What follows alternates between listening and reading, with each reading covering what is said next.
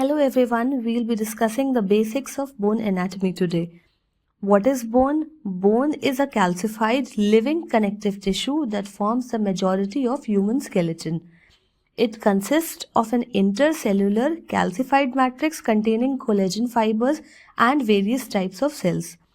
Bone is a highly vascular and dynamic tissue. It's not a dead tissue, it's a living tissue with the ability to regenerate and remodel in response to mechanical stress and physiological needs. What are the functions of bone? It provides structural support to the body. It protects the vital organs like the skull protects the brain. It acts as a lever for muscle movements. It serves as a reservoir for calcium and phosphorus.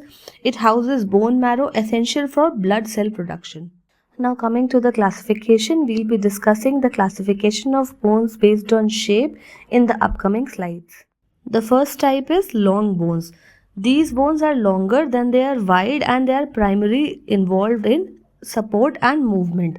They are further classified into two types. Second type is miniature or short long bones. They are smaller than the typical long bones, have an epiphysis at only one end. Examples are metacarpals, metatarsals and phalanges. Coming to short bones, they are small cuboidal bones with roughly 6 surfaces.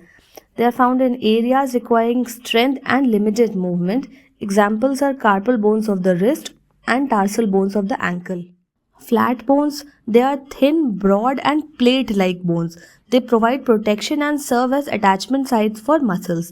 Examples are skull bones like the frontal bone, the parietal bone, the occipital bone, the ribs, the sternum, the scapula. Irregular bones, as the name suggests, they are irregular, they do not have any distinct shape and they do not fit into other categories. Examples are hip bone, vertebra, certain skull bones like sphenoid and ethmoid. Pneumatic bones, they are type of irregular bone containing air-filled cavities. They help lighten the skull and enhance voice resonance. Examples are maxilla, frontal, sphenoid and ethmoid bones. The last one is sesamoid bones. They are small seed-like bones embedded in tendons. The name comes from sesame seeds. They reduce friction and act as pulleys for muscles. Examples is the patella, the largest sesamoid bone in the body, pisiform and fibula.